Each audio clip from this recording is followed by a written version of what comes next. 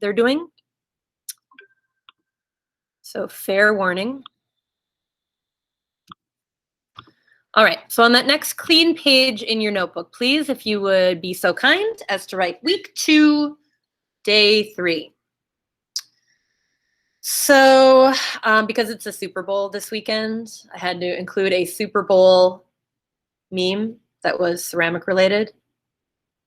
Very sad that the Super Bowl has nothing to do with ceramics, but some people like football, I guess. So here's what's happening today. You got a little bit of notes, a demo on adding small details, work time, and a process picture. Tomorrow, we're going to talk textures, scales, feathers, fur, things that are going to make your animal really come to life. And then also tomorrow, we're going to have to find a secret little place to stab your animal in the head. Because right now, there's air trapped inside the head of your animal. And maybe you were wondering about that because you're really sharp and you were thinking, hey, this could blow up in the kiln. You're absolutely right. So we're going to be cutting some secret holes in the head tomorrow. And we're going to be cutting a big old hole in the body today. Okay, so this is your notes for week 2. Oh, this should say day 3. So please take a minute to get these 3 vocab words into your notes, please. This will be the last bit of notes that your quiz is based on. Again, the quiz will be next week. So term number 1 is texture. That is the way a work of art feels or looks like it would feel. So we can create the illusion of a hairy squirrel or the illusion of a scaly fish by actually pressing and carving into the clay to create that illusion of texture. Texture is really important in art because it appeals to our sense of touch, which can evoke feelings of pleasure. If we've ever petted a cat before and felt pleasure in petting that cat, it can make us feel discomfort. If we've ever been fishing and had to grab that slimy fish off the hook, and that feeling of revulsion at that slimy, scaly feeling could give you a feeling of discomfort. Or familiarity. When we see something and we see a texture that we recognize, it creates that connection of familiarity. Oh yes, I know what that is. I've seen that before. So texture is important. We'll talk about it more tomorrow. Second term is movement. A movement is a principle of design that creates flow. And when I'm talking about flow, it's visual flow. So it creates a flow for your eye to follow a path as it views a work of art. So if you chose to compose your animal's body in a static composition, that means the flow that's created is left to right. Our eye is going to look left to right as it is viewing that animal. Left to right and then around to the other side and left to right. If you created a composition where your animal is curled and is in a dynamic composition, that's going to create a flow that is circular. And it leads our eye around and around and around that composition. So it's something that artists do think about. Where is your eye going to travel when you look at that sculpture or when you look at that piece of pottery? So you've already made a decision about composition based on whether you have your animal's pieces aligned in a row or in a circle. So you've already begun creating that movement. And then the final term for today is fitted lid. A fitted lid is a lid that fits in the opening of a jar without sliding or falling in. And you're going to be creating a fitted lid today. And the lid that you're creating is going to be similar to that little cork lid that you see in that picture. See how that cork is slightly tapered, so it's narrower at the bottom and wider at the top? That's how you're going to cut the lid on your animal to make it be a fitted lid. So if you just cut your lid straight up and down, that lid could just fall right in the body of your animal, and then that's kind of silly. So we're going to cut the lid in a way so that it is tapered, just like that cork.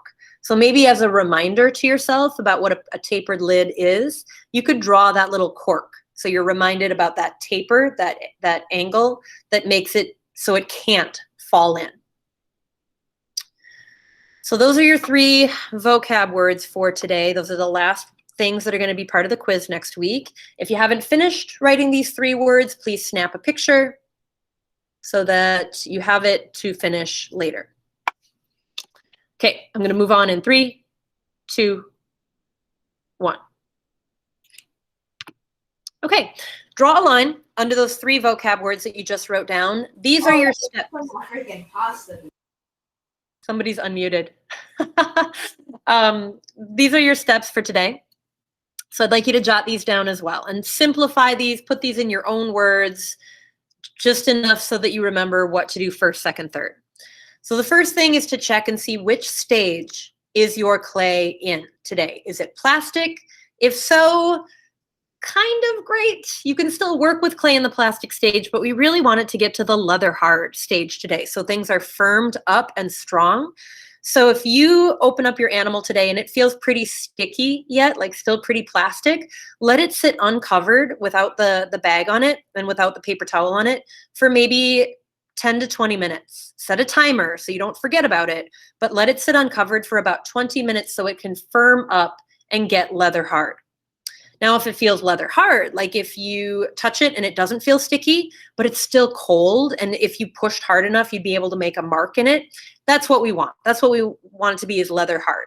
So then you're ready to start working right away. If it's bone dry, if it's totally rock hard, then you're kind of up a creek. If that's you, if you've gone this far and your project dries out, message me, because there might be a way for me to help you salvage what you've made to be able to keep working on it.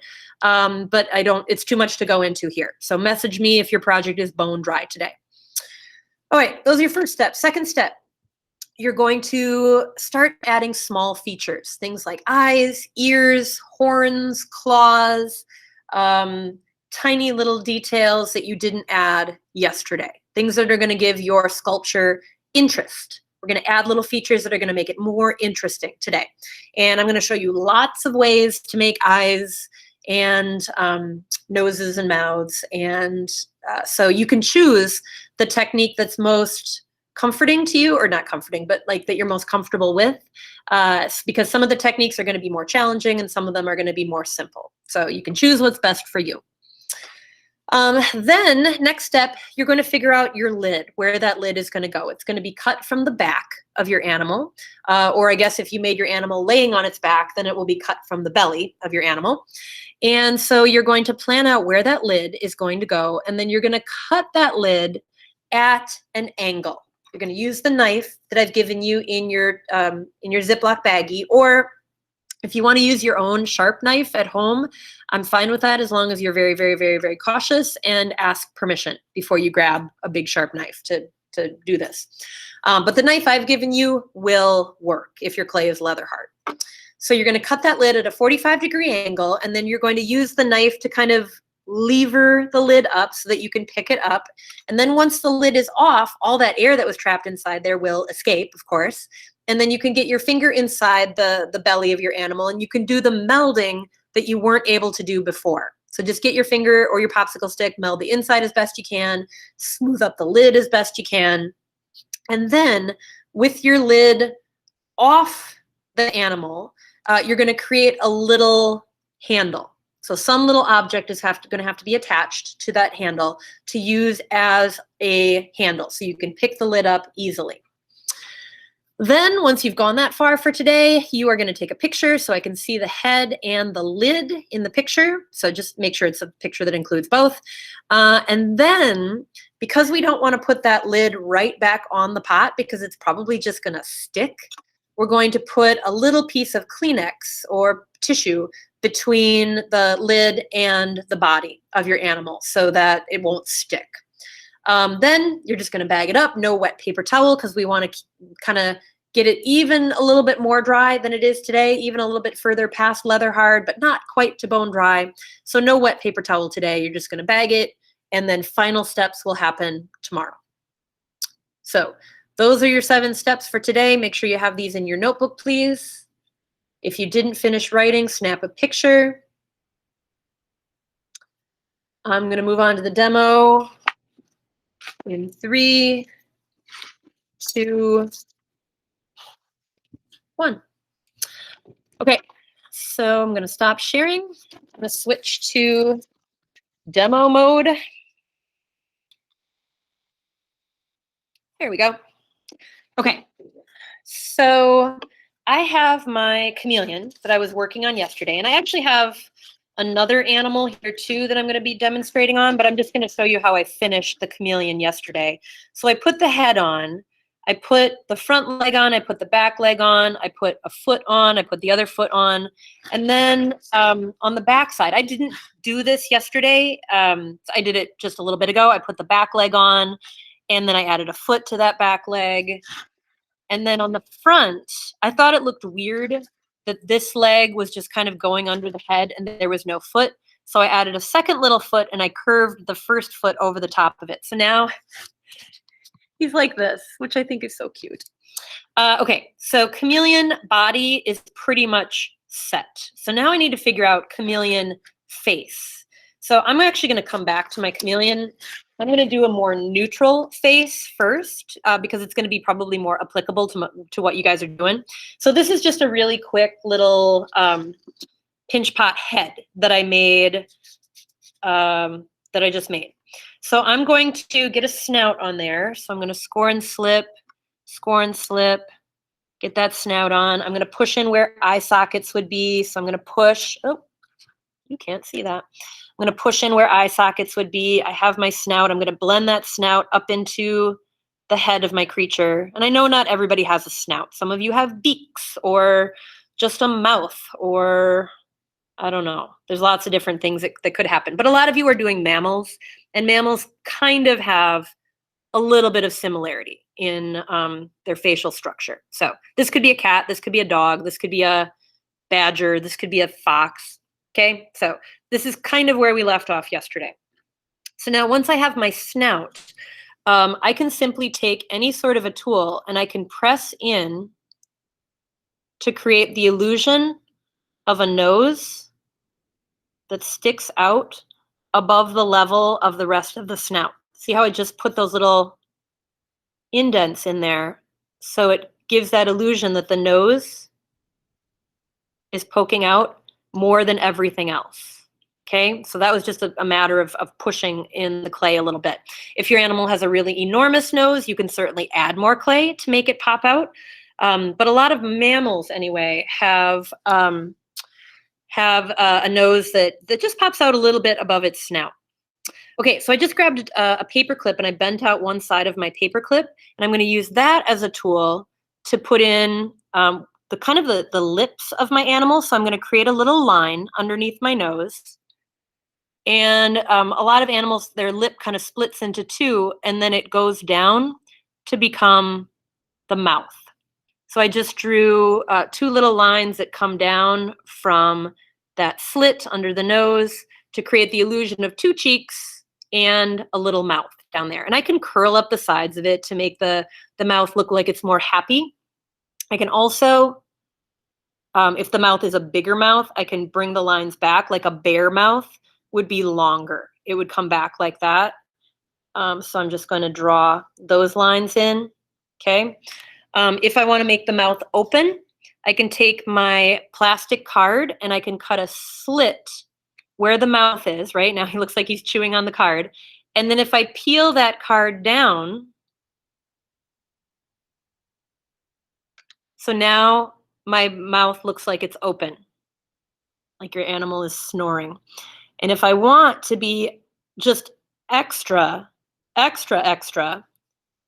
my animal has teeth, I could sculpt itty bitty little tiny teeth. Okay, that's a tooth right there. And I could take that tooth and I would dip it into just a little bit of slip. I'm going to open up the mouth of my animal so I can fit.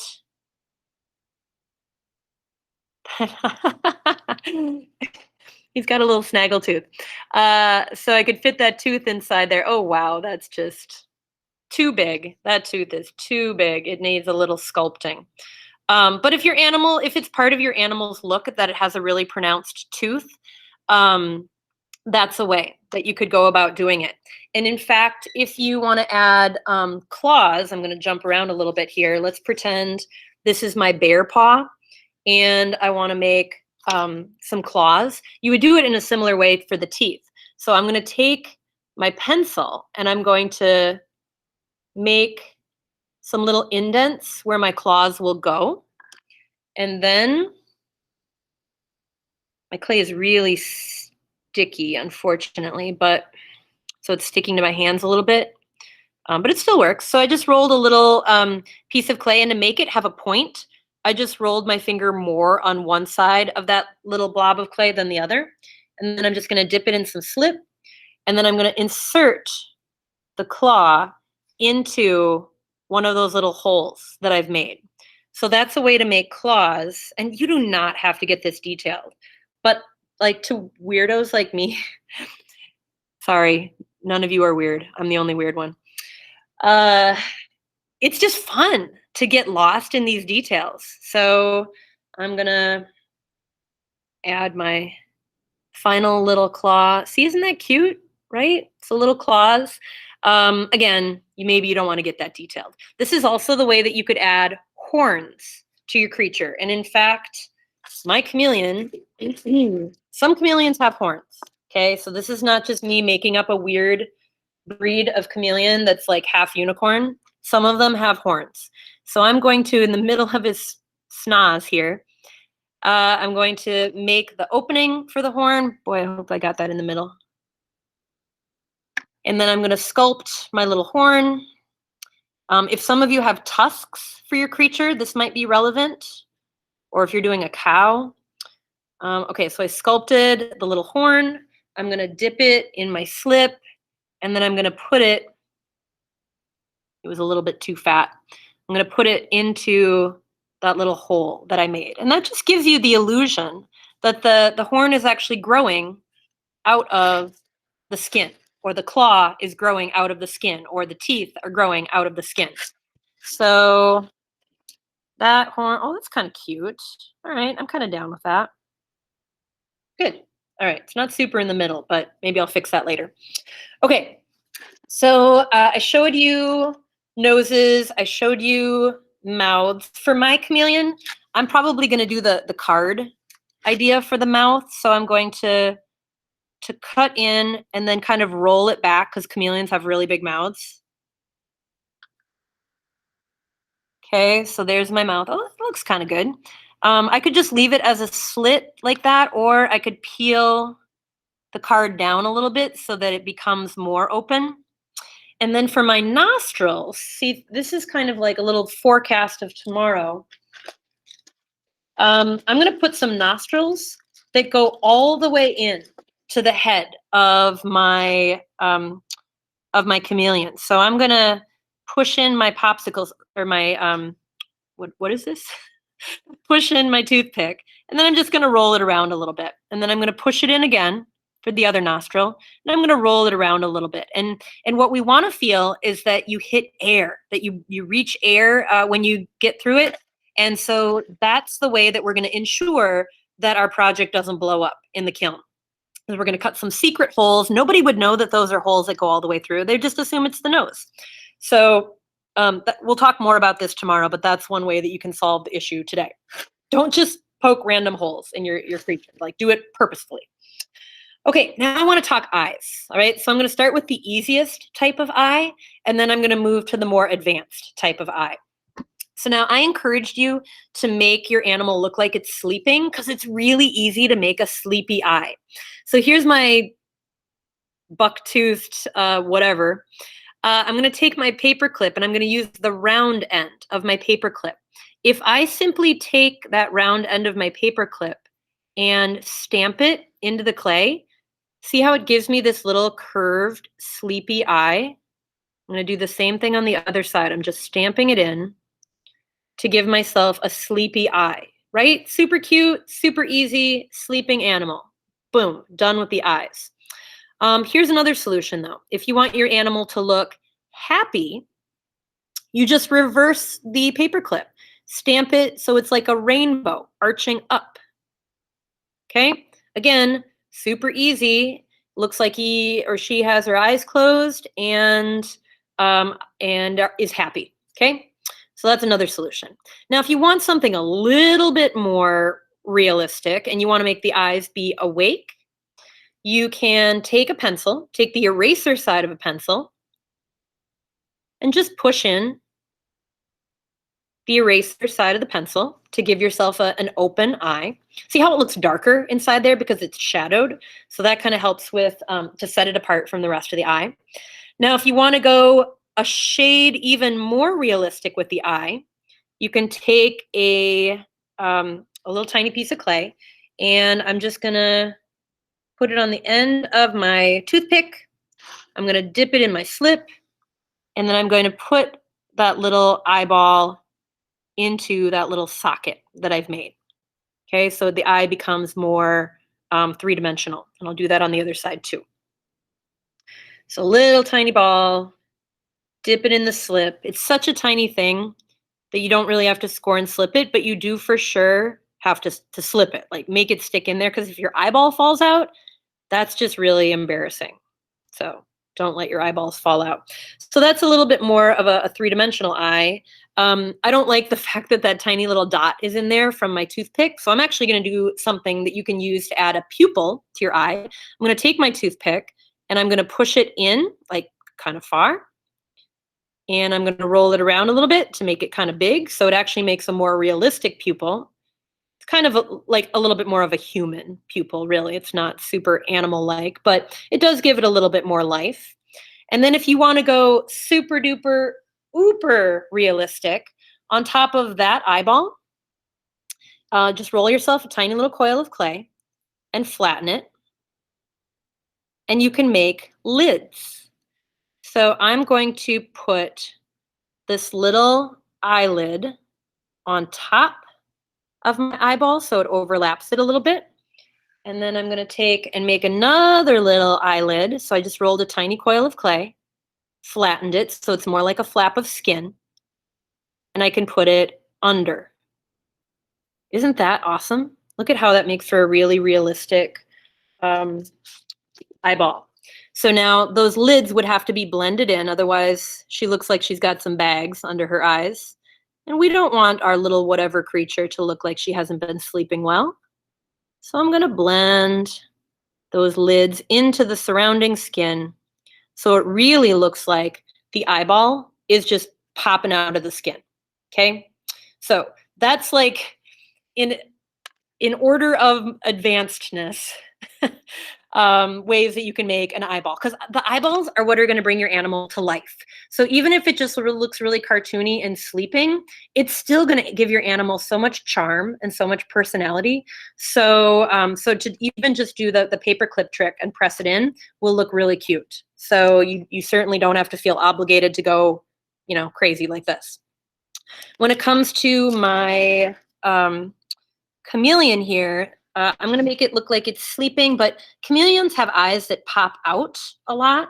So I'm going to do something similar to what you saw me do with the other eye, except I'm going to do something a little bit different. So I've rolled a bigger piece of clay, and now I'm going to chop it in half. So I have two halves. Yeah, even this might not be big enough for what I want. So I have two halves for my eyes, so I know that they're going to be the same size. And I definitely need to score and slip those. And so scored and slipped, scored and slipped. And then to make my chameleon look like it's sleeping, I'm just gonna take my paperclip and I'm gonna draw a line to separate the two halves of her sleeping eye. Okay, so now it looks like her eye is like three-dimensional, bulging out, but closed. Okay, and I'll probably turn up the corners of her mouth a little bit so she looks happy, like she's dreaming of something, like a really romantic, handsome chameleon. She's dreaming about him. So anyway, there's more things I'll do to it, but those are some things that may help you about the face. Oh, the one other thing I didn't show you was ears. There's so many different kinds of animal ears out there. I can't possibly show you everything, but I'll show you a mistake that kids often make and then how to fix that mistake. So a lot of people assume, like let's say I'm doing a cat, that a cat ear or a bunny ear or whatever is just this shape, and you put it on there and there's your ear. And yes, like we look at that and we can tell that it's an ear, but that's not how anybody's ears or any animal's ears are in reality. So if I take that little triangle shape and on the bottom side where it's kind of thicker, I'm going to pinch it together so that it's kind of cupped. That's how an animal's ears look. Their ears are cupped so that they can catch the sound and make a quick getaway if they need to. So I'm going to cup the end of that ear, and then I'm just slicing off the bottom part of it so it's more flat. And now when I put it on there, it's just a little bit more realistic. So pay attention to your animal. Do the ears face forward? Do they face the side? If you're doing an elephant, obviously your ears are going to be way bigger. If you're doing a rabbit, your ears are going to be way bigger. So just pay attention to your animal, but then figure out if there's a way that you can make the ear cupped. You know, just pinch that bottom part where it attaches so it has that three-dimensional quality. Okay? This is a very pleasant looking, whatever it is. Okay, so that's ears and facial features. Next, I want to talk about the lid. Incidentally, on my chameleon, I'm going to add spines or like little spikes that go down his body onto his tail. I'm just not going to demo that for you because I think it's pretty easy to visualize how that'll go. If you have other body parts that I haven't talked about, definitely go ahead and do them. Like I can't possibly talk about everything you might do. So just know that I've showed you the face because everybody's going to have a face, but there might be other features that I haven't talked about. Okay, so I am going to cut the lid of my chameleon, and I want it to be as big as possible because I'm going to put a plant in here. So I'm going to first just trace the biggest amount of space that I can on the back of my chameleon. And then once I've kind of laid it out, I'm going to take my plastic knife and I'm going to insert it into the clay. And if you listen really carefully, you're probably not going to hear it on mine. But when you do it to yours, the minute your knife pierces through the body of your animal, you might hear a little like the air escaping because it's under force right now because your clay has been shrinking. The air might kind of come out like a little sigh. So just kind of, I'm going to listen for it now. So I'm going to be quiet. Nope, no sigh.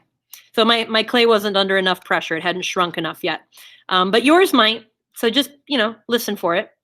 So now I'm holding the knife at a slight angle, right? See how it's coming out of the body at a slight angle? So I'm going to maintain that angle all the way around, and I'm going to use this like a saw, just kind of going back and forth. So now I'm kind of getting in some trouble because my body parts are getting in the way of the knife. So I'm going to have to go back and fix my leg, and I'm probably going to have to go back and fix the head a little bit because it's denting those body parts a little bit. But that's okay. My clay is still leather hard, so I can still fix things that need to be fixed. Okay, so I'm kind of keeping a hand on the lid so it doesn't move too much as I'm cutting. So I'm almost done, and I'm still maintaining that angle, and it's that angle that's going to make your lid be fitted. Okay, so I just made it all the way around. I'm carefully going to lift that lid off.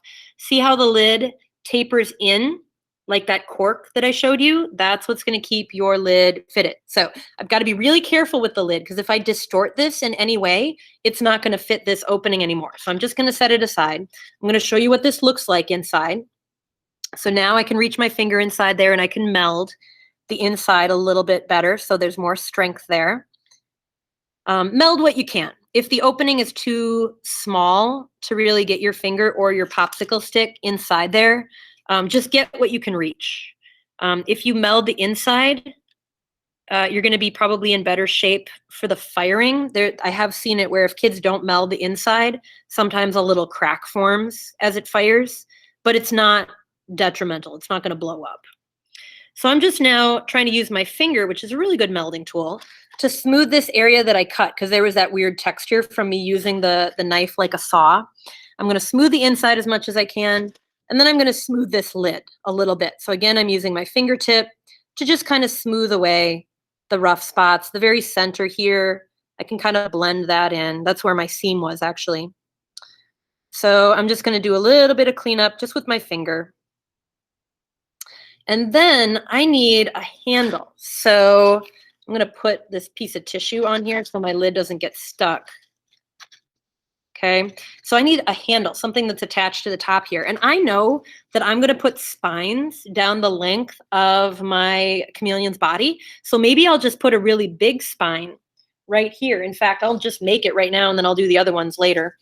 So I'm just making a little triangle, kind of pyramid-y kind of thing, which I will score and slip. Really important that whatever is gonna be your handle is scored and slipped because it's going to have to support the weight of your lid when you pick your lid up. So now this is kind of risky for me to pick this up and set it on there right now because it's so soft and sticky. But I just don't want you to get an idea. So I'll do more little spikes that look like this. But for now, I'm going to do that so that I know that it's not going to stick. Okay. The project I showed you yesterday, the honey badger, I'll show you what I did for the handle there. So little Miss Honey Badger has a snake in her mouth, and there's also a snake asleep on her back. So, think about what your handle will be that will relate to the animal that you've chosen.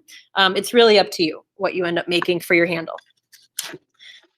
Okay, so now if this is as far as I'm going for today, I would take my picture. And you can take your picture like this, so that I can see that you put the tissue between the lid and the body of your animal. But make sure I can see the face and make sure that I can see that lid and that handle, whatever it is that you added on there when you snap your picture.